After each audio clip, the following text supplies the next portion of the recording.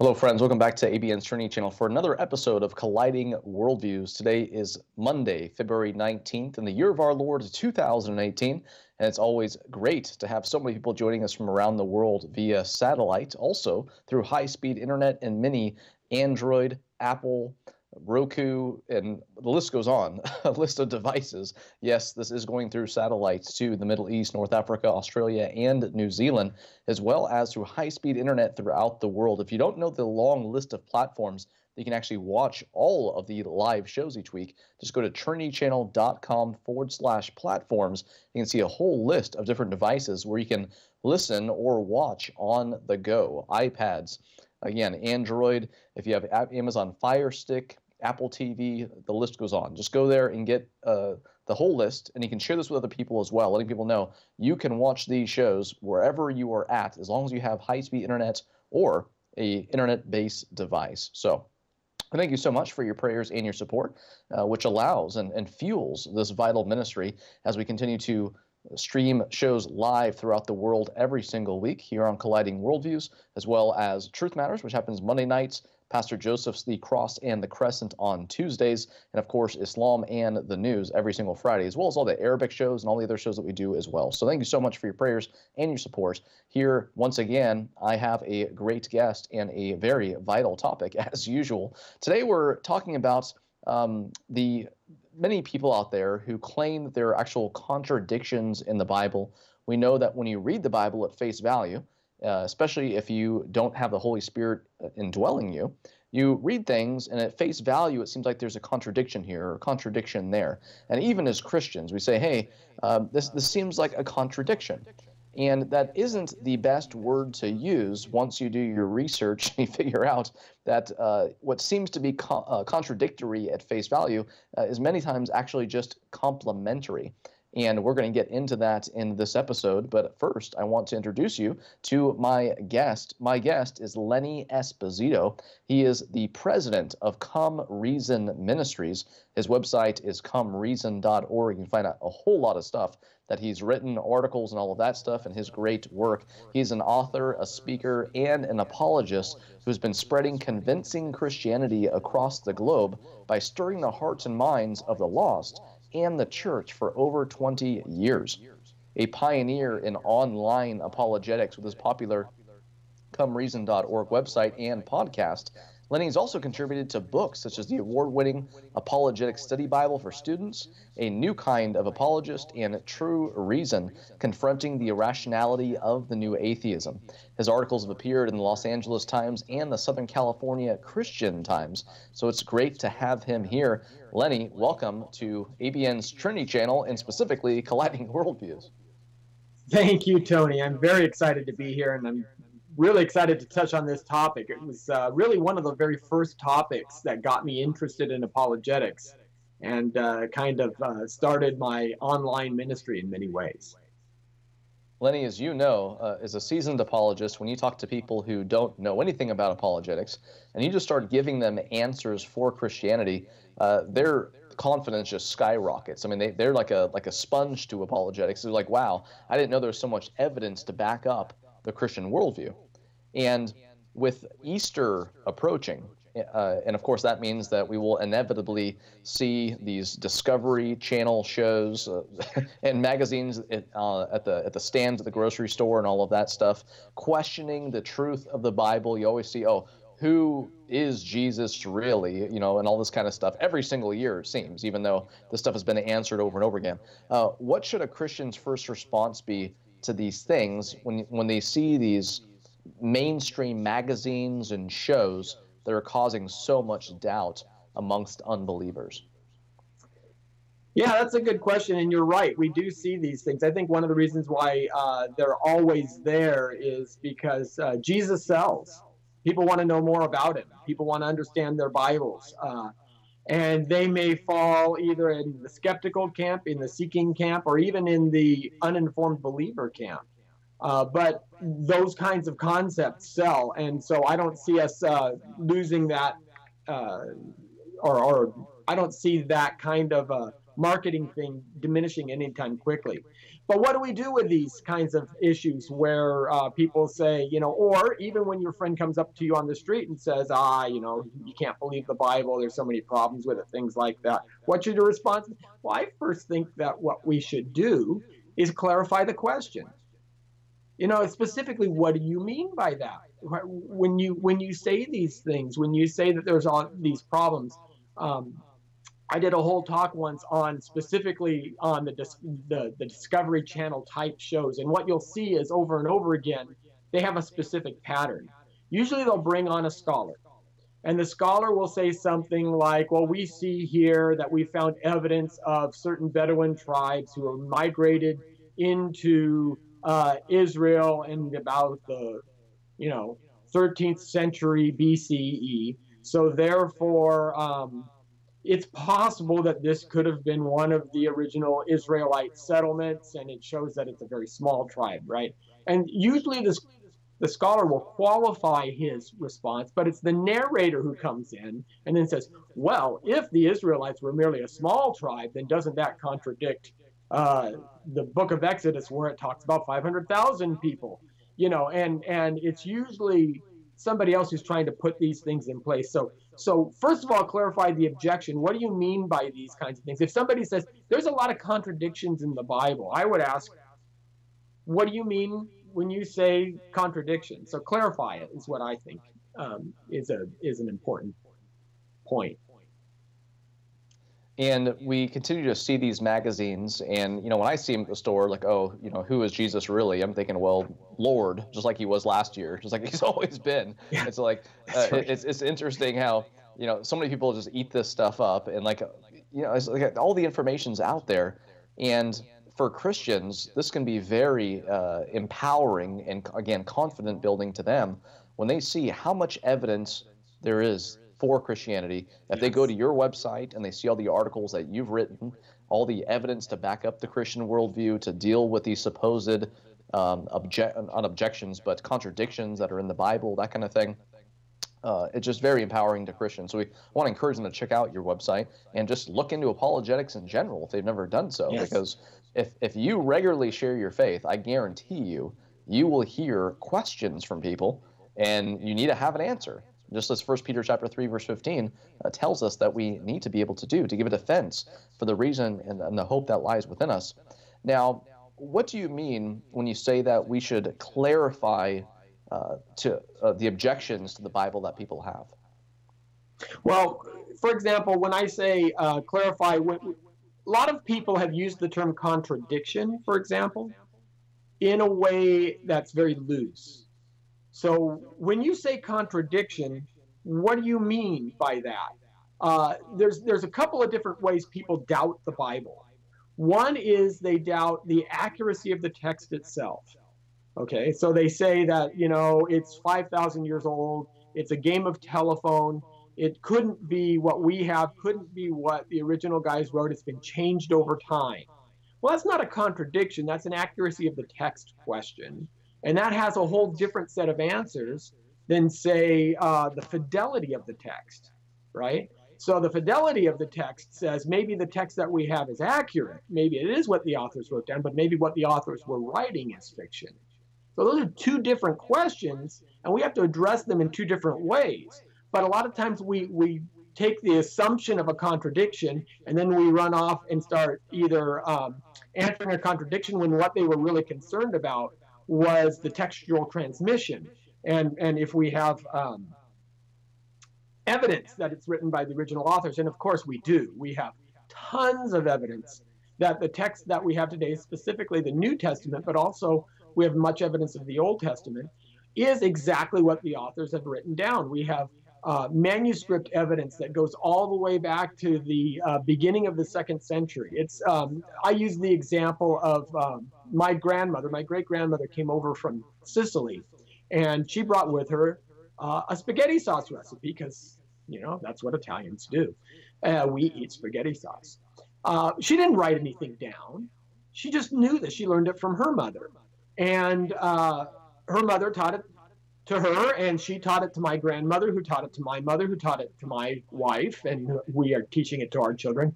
And, you know, you start to look at, say 100 years from now, you get a family gathering together and everybody brings their spaghetti sauce recipes, and they all start tasting each other's spaghetti sauce. They notice there's differences. And somebody says, I wonder what the original one actually tasted like. Well, can we figure this out? Well, yeah, you can. You start laying them all out and you start comparing. Hey, you know, 75% of them don't have sugar, 25% have sugar. You know, Uncle Vito, you know, he had a sweet tooth anyway. I bet you the sugar's probably not supposed to be there. Or they all have basil in it. Well, basil's probably a good bet. Those who come from the grandparents, they're a little bit closer to the source, so they're probably a good bet too. You know, they're going to be a little bit more accurate than ones that have gone over generation by generation. And this is what we do with the biblical text. We look at the different manuscripts, the different pieces, parchments, unicals, and we can construct with high degree of accuracy about 99.5% of the New Testament from the original author's pen. There's not too many verses in doubt, maybe about 40 verses in the entire New Testament. None of them touch on anything that's of a significant theological issue anyway. So accuracy of the text, I don't believe is a problem, but did they make it up?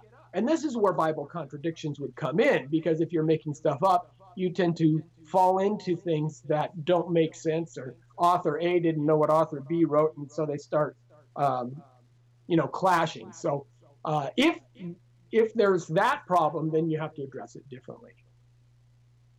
Now, what's a good first response when you hear someone say to you, there are so many contradictions in the Bible, and they don't add anything to that. They just make that statement by itself.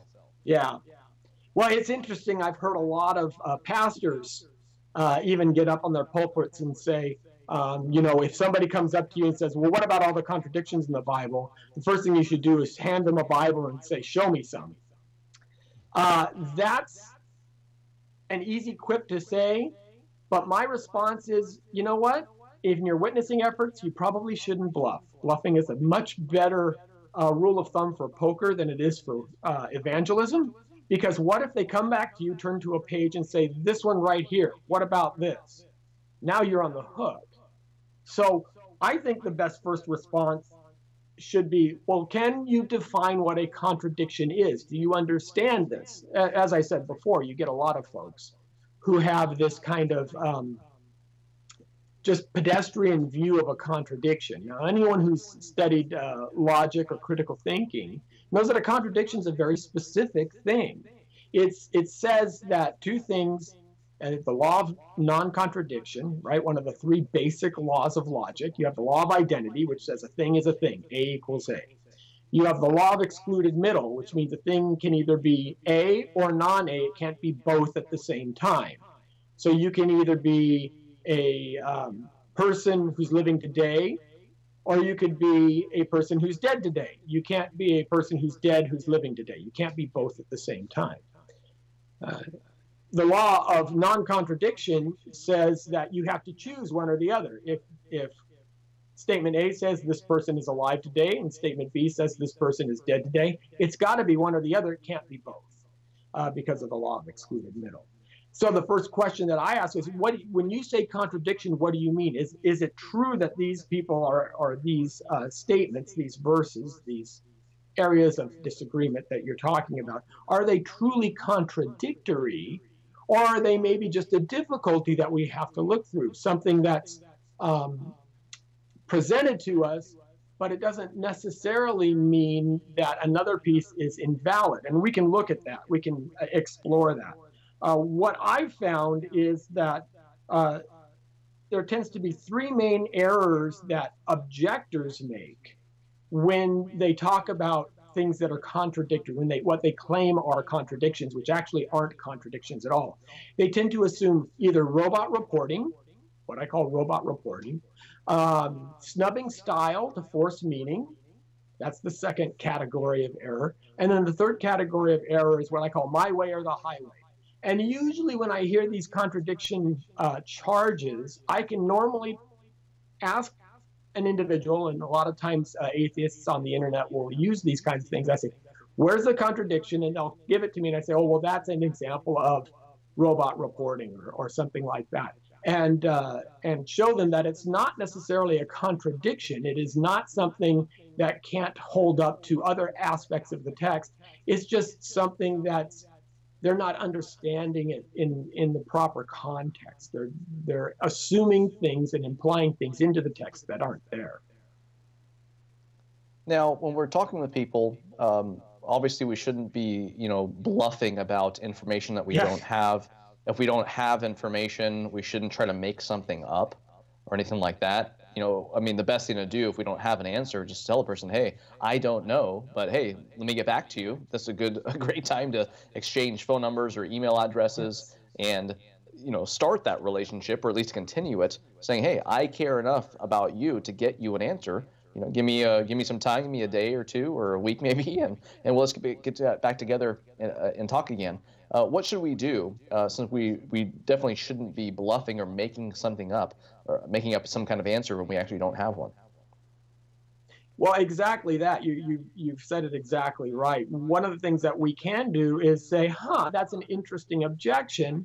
I don't know if it's a contradiction or not. I'd like to take some time to look into it if you'll give me some time. And this is an important question. It's, I don't want to believe something that's false. I don't want to believe something that's in error. So I want to do the research on it myself as well to see how this holds up. Is it possible that you can give me some time? I can come back next week and we can start talking about this, really exploring it in some detail. That's a great approach that we can take with our friends and our neighbors, especially if we're on a one-on-one situation. It is honest. It develops rapport. It shows that you care about the individual who's asking the question for you. And it gives you an opportunity to meet again and to continue this conversation over a longer period of time, which I think is a key piece to that. So yes, we don't want to bluff, but we do want to find out, what these contradictions are and if they fall into one of these camps that I was talking about, one of these different kinds of objection. And usually, and by the way, you should have a few different resources in order to be able to look up these kinds of things because they will come up. We deal with a lot of them at my website, but there are other sites out there. There are good books out there when critics ask and when skeptics ask. Norman Geisler put one out several years ago. Gleason Archer had a book out many years ago. There's all kinds of resources out there to tackle some of these issues as well. I was just thinking about the big book of Bible difficulties? There are numerous volumes out there and of course, comereason.org is another resource that people need to go check out because you've dealt with this stuff as well. But basically, Lenny, one of the best resources I was going to say is absolutely free because it's out of copyright now, and it's Haley's book of alleged Bible discrepancies. And you can download the PDF of that. And it has basically any discrepancy that you're ever going to want to see. And it was written in like 1878 or something like that. So it's a free resource online that you can get. It's a great resource for you to have. Yeah. And the main thing people need to understand is that basically there's just no excuse not to get answers because, as you said, there's free stuff out there. There are a whole lot of great, big, thick books that people can get which deal with all this stuff. I mean, people bring up these alleged Bible contradictions without checking it out for themselves, without looking up an answer, because I don't know of any new contradiction, quote unquote, that someone's finding now. I mean, anything that we hear about today has already been dealt with by people of the past. I mean, we stand upon the shoulders of giants when it comes to church history, theology, doctrine, and all that stuff. But no excuse not to get the answers. And of course, Lenny's ministry, ABN, a lot of great ministries that are around, we are there to serve you as a Christian who says, hey, I'm trying to reach a neighbor, coworker, family member, friend. Please, what would you say if you were in my shoes? All of the apologists who are out there to serve you as a Christian who is trying to get good answers to many times tough questions. So we need to get those answers, be able to share them with people who we care about and want to share the gospel with. Now, Lenny, one thing that you had mentioned a few minutes ago was robots reporting. Please tell us more about that. Yes. Yeah, robot reporting, that's a pretty common thought process, and it really comes out of a 21st century mindset. A lot of folks who object to certain things think that the authors of the Bible should be putting down what they call like a strict court transcript of everything that happened from day one all the way to the present day, or all the way to the end of Jesus' ministry, or something like that. And that's simply just untenable. It doesn't make sense, especially when you're talking about guys who are writing in Aramaic, Hebrew, and Greek, things like that. You know, the New Testament is written in Greek, but Jesus probably spoke Aramaic. But the authors were not intending to write down every specific thing that Jesus ever said. In fact, we have a lot of these kinds of questions, right? Where did Cain get his wife from, for example? You know, how come, where did she come from? Well, she's there, obviously. It wasn't necessary for the author to say, but it was probably some sort of progeny of Adam and Eve, because it says Adam and Eve had other children as well. So Cain got his wife by marrying a sister or a cousin, something to that effect. We say it now, but even Abraham did that back in those days when the genetic code wasn't as corrupted. You know, you could see those kinds of things happening. So that's a specific idea that you have. Dinosaurs. What about dinosaurs in the Bible? You know, God doesn't talk about dinosaurs because the Bible is not a scientific treatise. It's an issue that deals with mankind. And so we'll deal with the issues of man. Even in John chapter 21, the author writes, there were many other things that Jesus did, and the world couldn't contain the books if we wrote down everything. So the idea of robot reporting doesn't make sense in terms of capturing everything from A to Z. That's one aspect of robot reporting. The other aspect of robot reporting is assuming that the copies that we have should be as pristine as the originals. And this is another kind of silly objection, to think that a copyist would never make an error because it's the Bible. That doesn't make sense today. For example, when the King James Bible was printed, you know, it went through several iterations. We do not have the 1611 version on our bookshelves today. There was a version that came out about 50 years later that was dubbed the Wicked Bible, because when the printers were printing it, one of the things that they found was they left out the word not.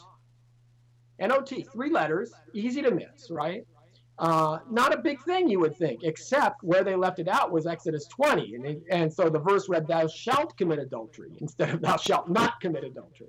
Well, we don't say that the Bible's in error because the printer of the King James Bible in 1670 whatever left out those 3 little letters. We understand that it was the printer's error. Similarly, we have those kinds of things that show up in the text themselves, where in 1 Kings we have 426, 40,000 horses in Solomon's stable, but in 2 Chronicles it reports 4,000. Well, you know, you look at this, you understand ancient history, it was probably closer to 4,000. The copyist probably made an error, added the Hebrew equivalent of whatever a 0 would be. The Bible is not necessarily to be hung on by that if it was a copyist error. We don't have the autographs, we don't have the originals, but this is what textual critics do, is they look at these things and they say, okay, that's probably a copyist error. It's not necessarily a contradiction, because I can see that the error could have crept in down the line as opposed to being part of the original text. That's not a big issue. So that's what I mean when I say robot reporting. Okay, and another thing that you said earlier too is that, you know, these face value contradictions, quote unquote, you know, aren't even around any major doctrines. I mean, there isn't a manuscript that says, oh, Jesus didn't die on the cross or something like that. It's like it just talked about right there about, oh, the amount of horses, yeah, missing a 0. But of course, copyist errors, we look to the autographs, the actual originals that were written down as the inerrant and perfect, no errors whatsoever. But yeah, if you go give someone a letter that you wrote, even 1 page, and you go give it to 500 people and say, hey, copy this, you're definitely going to have misspelled words, you're going to have a word left out, and all that kind of stuff. So Textual criticism is just what people need to look into, or again, go to your website or the many apologetics books that are out there that talk about even just basic textual criticism and what's it about. Lenny, I was at an evangelism conference a couple days ago, and during the Q&A, someone had asked about just how to get involved in apologetics and all that stuff. And I told them, I said, look, if you don't know any apologetics, if you go and read let's just say 3 books on apologetics, you're probably going to be able to answer about 70% of the objections that you usually get on the street or when you're talking to a family member, neighbor, coworker. I mean, about 70% of your most common objections can be dealt with very easily by just reading a few books, by just going to your website and reading 5, 10, 15 articles, which doesn't take too much time. It's like you're going to be able to answer so many people, because it's not like you're going to be running into scholar skeptics every time you walk down the street. Yes, you will get certain people who do ask harder questions that you may have to go and do some further research into, but just getting some apologetics just totally empowers people. It makes them realize right away, man, this isn't a blind faith like the man-made religions out there. This is actually a reasonable faith based on evidence, and it gets them even more excited to learn more about apologetics. So now, when they are talking with people, though, they're talking with people who say, oh, yeah, I used to be a Christian, I'm not now, because, hey, there's this contradiction that I found, or some other reason. You mentioned a snub style to force meaning. What does that mean? Well, this is a different approach, snubbing style to force meaning. This is usually something that the individual who's claiming the contradiction is imposing onto the text, changing the text itself. So this could be, for example, them assuming conformity to certain linguistic conventions or grammar conventions or things like that, that they think that the text should reflect back kind of their values. For example, much of the different Hebrew books are written in different styles in terms of, like, the Psalms are poetry. And you have to understand that they're poetic. When we talk about the 4 corners of the earth, that's a poetic phrase. That doesn't mean that the earth is flat and square. That's not, the author was never trying to do that. We even do this today. The sun rises and the sun sets. Imagine if you were using the same kind of criteria and somebody says, oh, when the sun rises, I get up. And oh, that's ridiculous. The sun, you must never get out of bed, because we all know that the sun doesn't rise. It's a heliocentric solar system, and the earth is the one that's rotating on its axis. And you slap the guy because you're going, come on. Understand what I'm saying. Don't try to push me into this kind of force. That's so this kind of phenomenological language, God, sheltering us under his wings, or his ear and arm and things like that, and anthropomorphisms, all these kinds of language that tries to explain God when we know God doesn't have a body. He's a spirit, right? So saying God has ear or eye isn't a contradiction to John chapter 4, where God is a spirit. Non-literal forms, the beasts in the book of Daniel, where you see the 4 different beasts coming out of the water, or that kind of thing.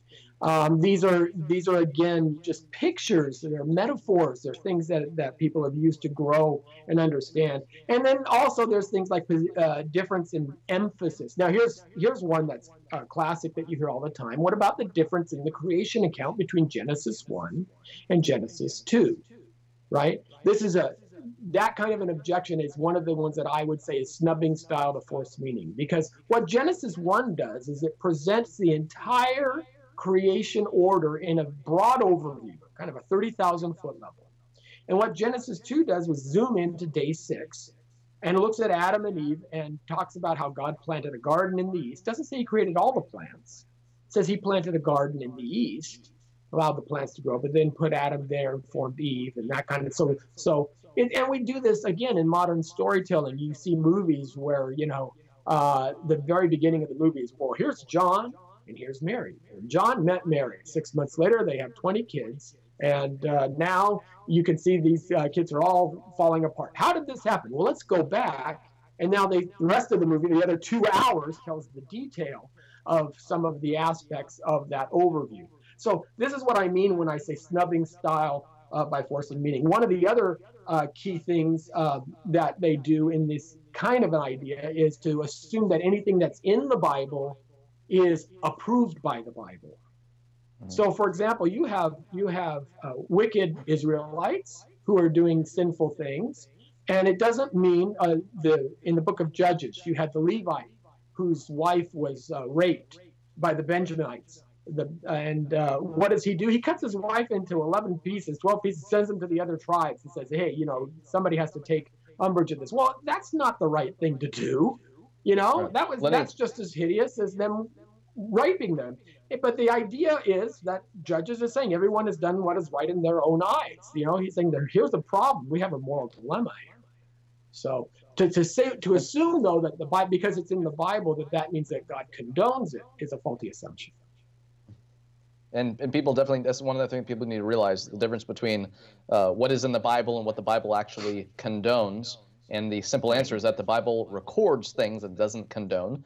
Look at the nature of God, look at God's commands to his people, and you'll see that there were things that he commanded his people to do, and there were things that people did they shouldn't have done. And as we also read in the Bible, God is reminding people many times, if you do this, I will bless you. If you do this, then you will face the consequences. So please stay right where you are. We'll be back in just a couple of minutes. We have to take a short commercial break. We'll be back with Lenny Esposito and talking about more about supposed Bible contradictions. So we'll be back in just a couple of minutes.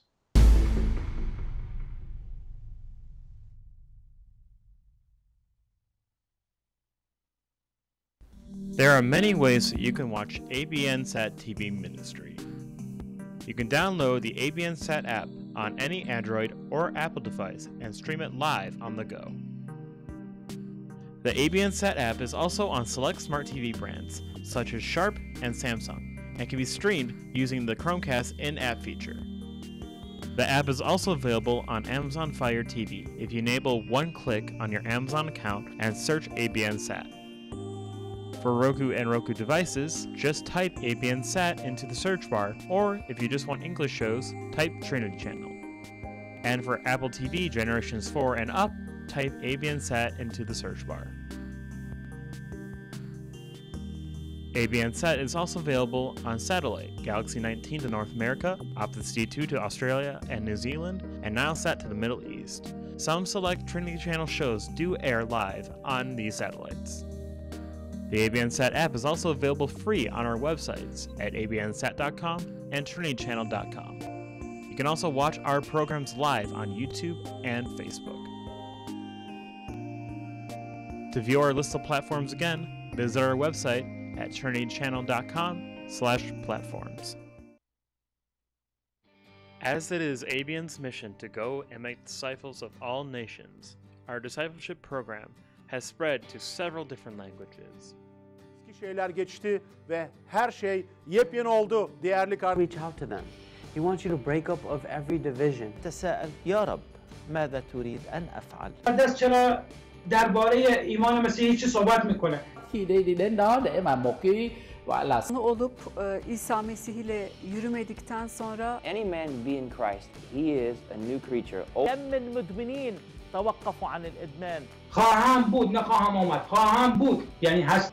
Khi bà trở lại Việt Nam thì thường thì bà nói rằng Kötü alışkanlıkların, şeytana olan hizmetin, günaha olan düşüklük. We started out with these languages, but coming soon are even more. Stay tuned to see these programs come to ABN.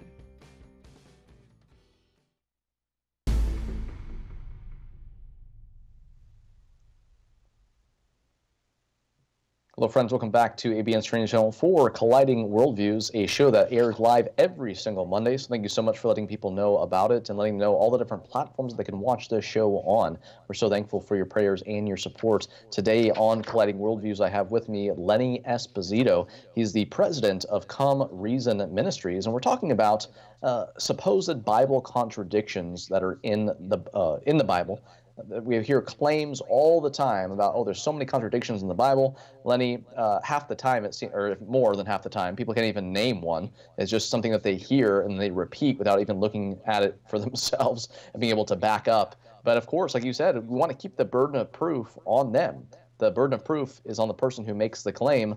If they say the Bible's full of contradictions, ask them, well, what's your favorite one? Or hey, if I give you a Bible, can you underline one? Let me know what you're talking about here. And there's so many resources out there, including Lenny's website, comereason.org, as well as many books that deal with supposed contradictions in the Bible. As we said many times, you notice right away that they're complementary. They are not contradictory. And yes, logic and critical thinking goes a long way in figuring this out. But Lenny, as you know, unfortunately, logic and critical thinking are very underrated nowadays. So we need to encourage people to get some books on that as well. Now, before the break, we talked about, you talked about the Genesis accounts, Genesis 1, Genesis 2. Oh, is there a contradiction here? Well, no. One just goes more in depth and gives you more details rather than more of a bird's eye overview. And very important point that you made right before the break of the Bible recording things that it doesn't necessarily condone.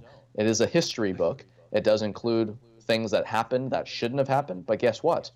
Learning other people's mistakes or learning from other people's mistakes is much greater and better than learning from our own.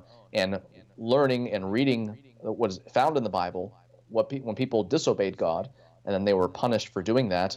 Of course, though, we have the new covenant. And when we look to the new covenant, that Jesus came, he fulfilled the law found in the Old Testament, under the Old Covenant. It was a new covenant between the Son and the Father, and giving us new commandments. Still using the Ten Commandments to bring the knowledge of sin, but loving your neighbor as yourself, love the Lord your God with all your heart, mind, soul, and strength.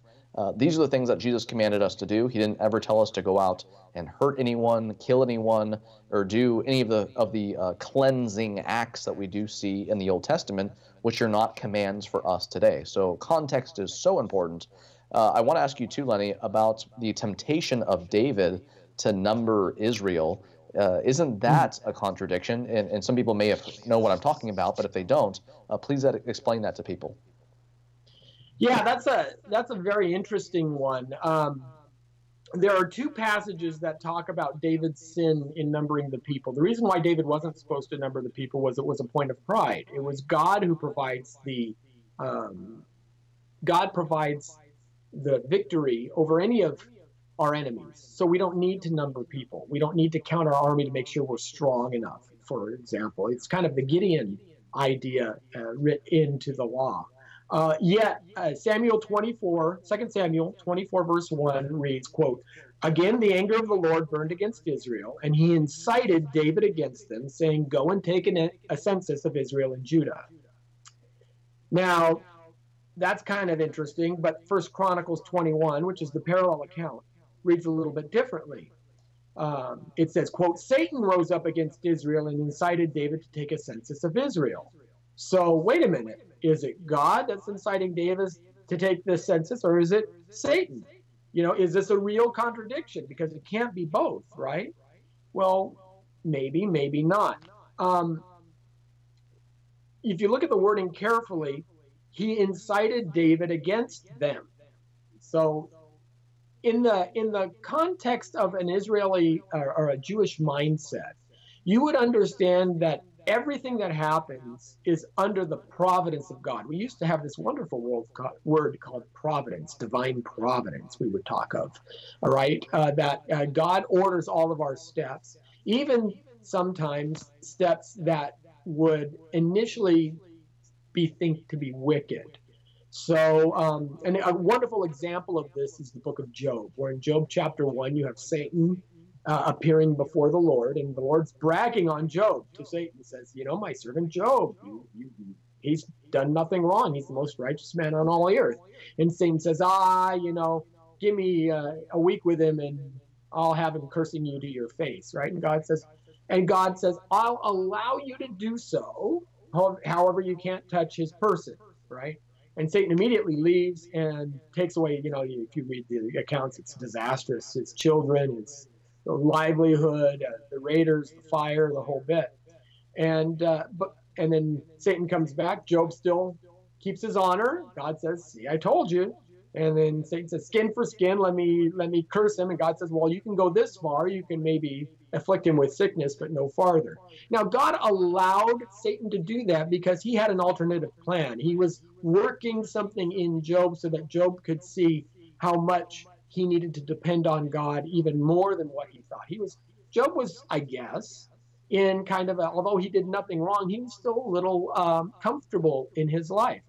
Now, God allows Satan to do a certain thing through divine providence. God allows it, but it's Satan who's actually doing it. I think we see the same thing here, that the anger of the Lord burned against Satan. We don't have God tempting David to number the people. He allows Satan to do so. But this kind of idea, God also restricts Satan from going farther than he would want Satan to go. And that's the kind of thing I see in First Chronicles and Second Samuel. Again, it doesn't have to be a contradiction. If we're talking about God's providence, then he allows certain things to happen, some of those things which are evil. I mean, let's face it, there is no other act in all of the world which is more evil than crucifying the Son of God himself, the most righteous man who's ever walked the face of the earth, the one who is God incarnate. You cannot think of a more evil act, but God allows that in order for the greater good of humanity to be saved.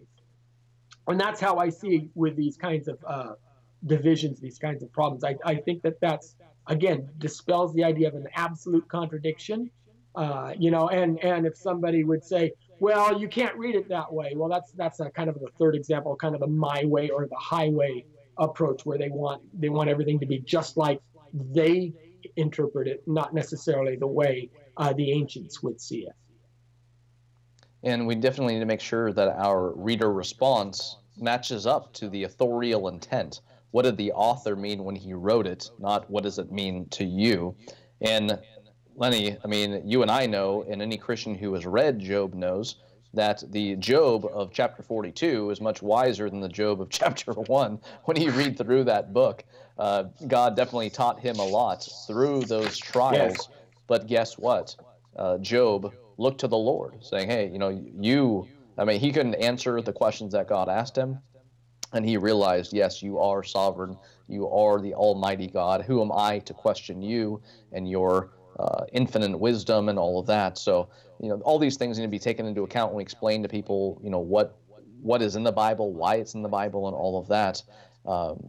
And all the time, yet we still, of course, you're always going to get these contradictory claims from people.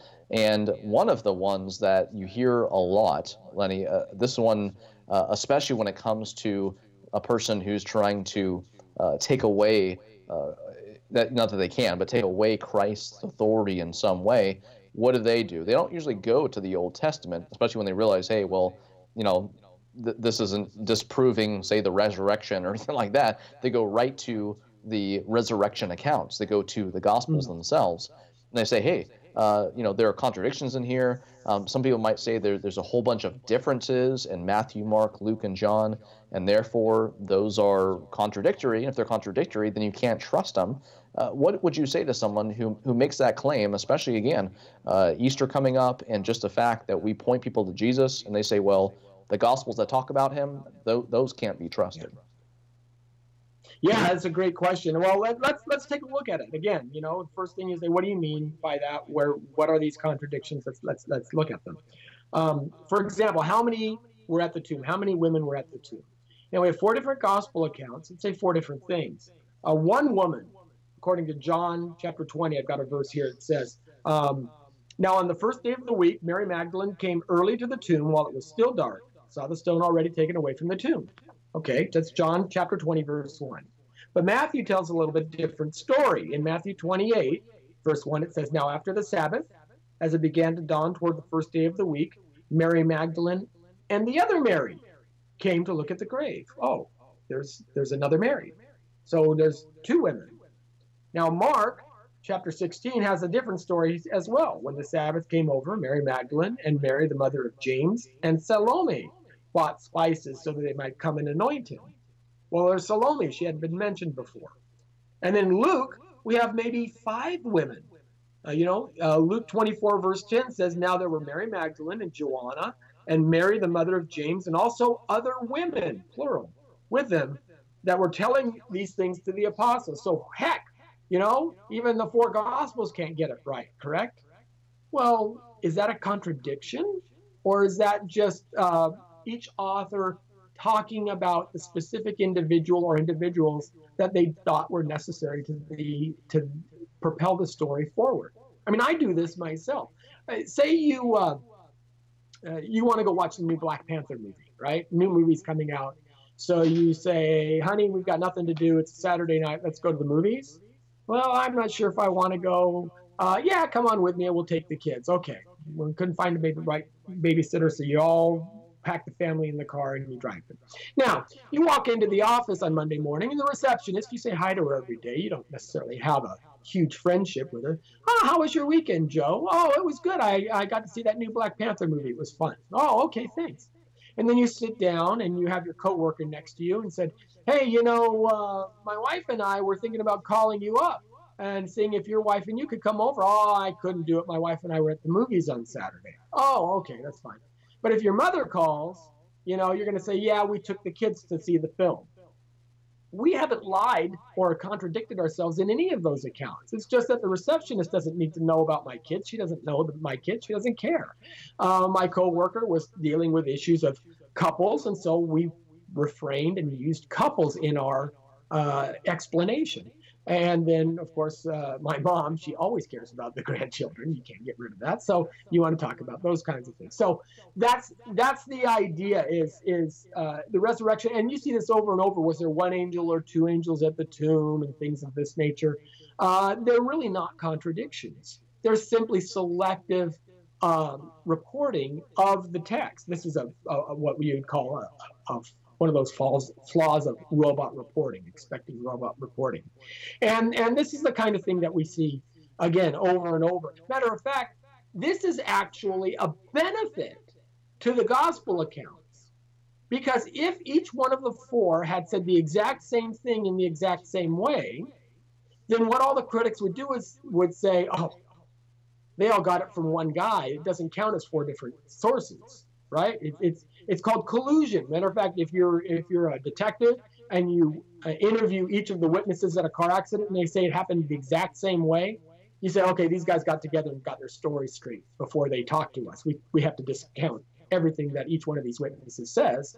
They're not reputable because they colluded before they gave us their statements. And that's exactly why investigative detectives will separate witnesses immediately and then start asking them questions to see where the stories break down, because witnesses will remember different details. They emphasize different aspects because different things are important to them. This is actually, the differences actually prove the individual and truthfulness of the accounts of the resurrection rather than being a detriment to it. Lenny, many people who criticize Christianity, they criticize the New Testament, they criticize the Gospels in particular, they haven't studied them, they haven't looked into the context of them. And usually if they do, that'll take care of a lot of the accusations right there. But they don't realize that the gospel writers and even the writers of the rest of the New Testament were writing to different audiences. They weren't all writing to the exact same person or exact same group of people. They had different audiences who they were writing to. They all had different personalities because they're different people. Lenny, I'm sure if you picked out 5 people who you know, you can name which one of them just gives usually short and sweet answers no matter what question you ask. You can think of another person and thinking, hey, if I ask this person a question and I need a quick answer, I'm not even going to ask them because I know they're going to give me like a 10-minute answer to no matter what I ask, even if I need a quick answer, Yeah, people who are more detailed, people who are more just to the point. And this is part of different people's personalities, and there were different personality traits amongst the gospel writers as well. Now, what are some general tips that a Christian, all the Christians out there, should keep in mind when they're faced with different contradiction claims from people, especially if there is someone who they work with, someone who they go to school with, a family member who's not saved, who of course is going to be a skeptic, and that's not a surprise. What should people keep in mind as they go out?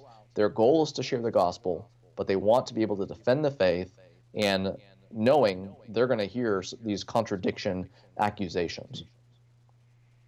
Well, first and foremost, the question, again, is it really a contradiction? Because the burden of proof, when someone asserts a contradiction claim, it falls on the person who's asserting the claim. It's on the critic himself. The Bible has been around a while.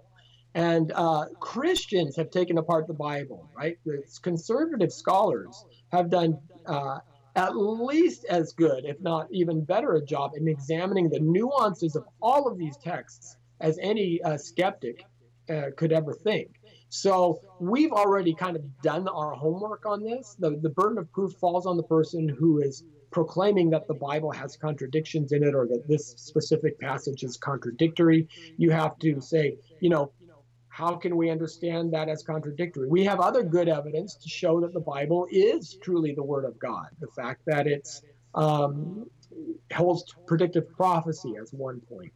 The fact that it is historically accurate is one point.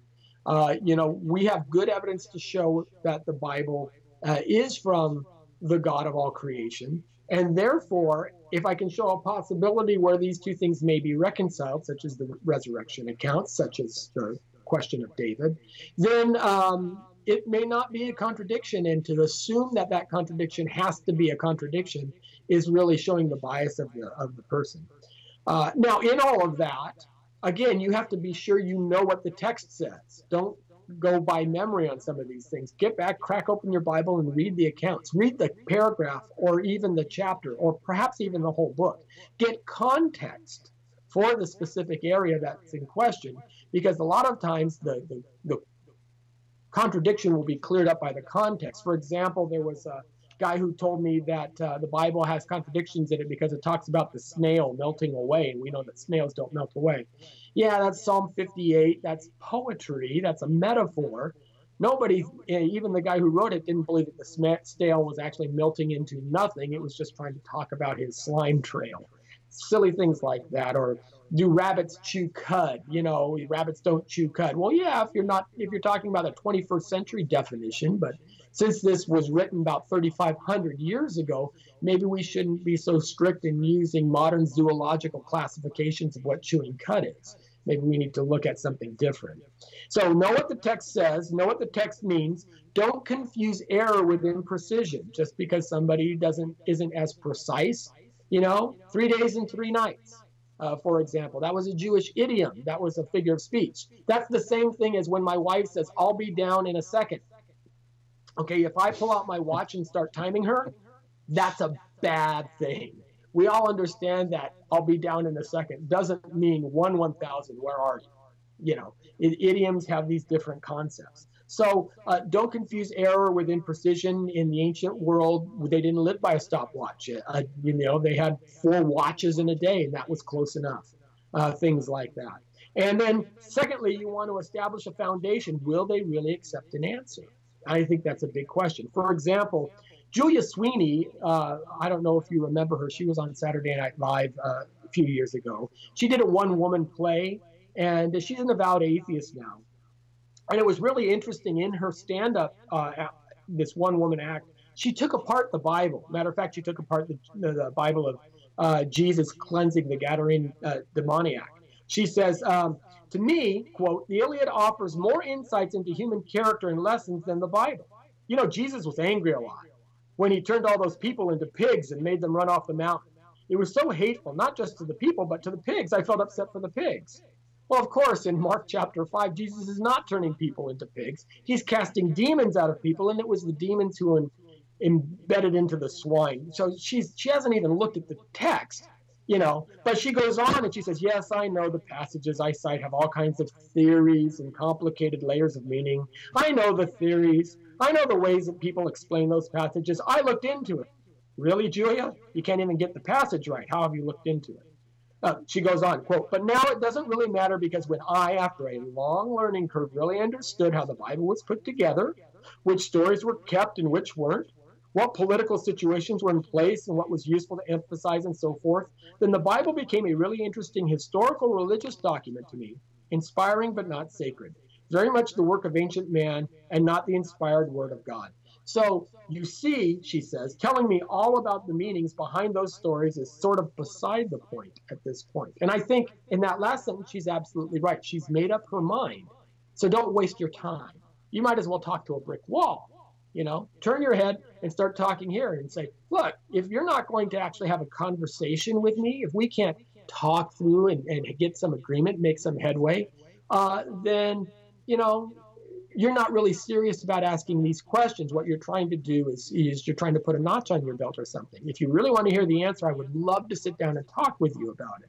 But if all you want to do is to try to trump somebody or win some sort of debate or things like that, I'm really not interested in that. I've got other things that I need to do. And I think that's a fair way that you can approach people and understand. You want to find out, will they really accept the answer? And if they will, then we can dig in. Is it really a contradiction?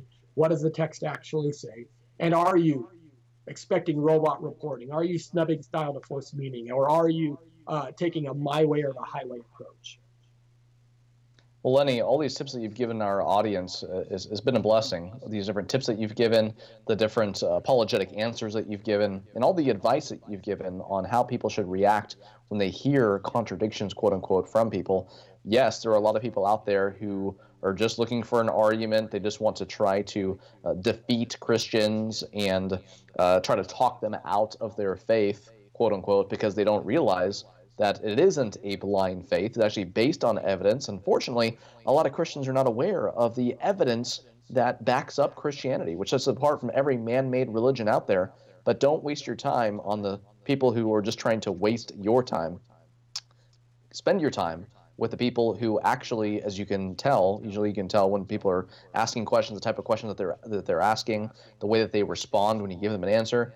Lenny, as you know, there are a ton of people out there who are just waiting for good answers because they actually want them. It's not because they're trying to talk a Christian out of their faith, but they actually are seeking themselves. They want to know the truth, and who else can we point them to other than the Lord Jesus Christ? So thank you so much for being here on Colliding Worldviews today. All this information, we want to encourage our viewers not only to get this video and share it with their friends, family, neighbors, and everyone else, but to also go to your website, comereason.org, to find out more about you, find different articles that you've written and all of that. But thank you so much for being on the show today. Thank you so much, Tony. It's always a pleasure to be here. Friends, go to comereason.org, find out more about Lenny's work, and also look into apologetics. Look into these different books that he mentioned, that I mentioned, dealing with supposed Bible contradictions. Again, big book of Bible difficulties. All these different contradictions, quote unquote, have already been dealt with. There's nothing new under the sun. The gospel is true. Jesus Christ is the way, the truth, and the life, just as he claimed that he is.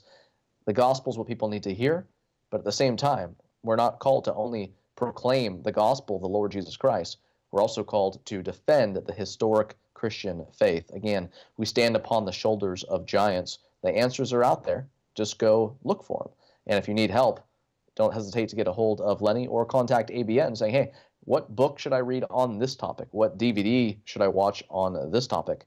Let us know. We're here as a resource for you because we want to equip you to reach those around you, the lost, as you go out, share the gospel, and defend the historic Christian faith. God bless you, and we will see you next Monday on ABN's Trinity channel for another episode of Colliding Worldviews.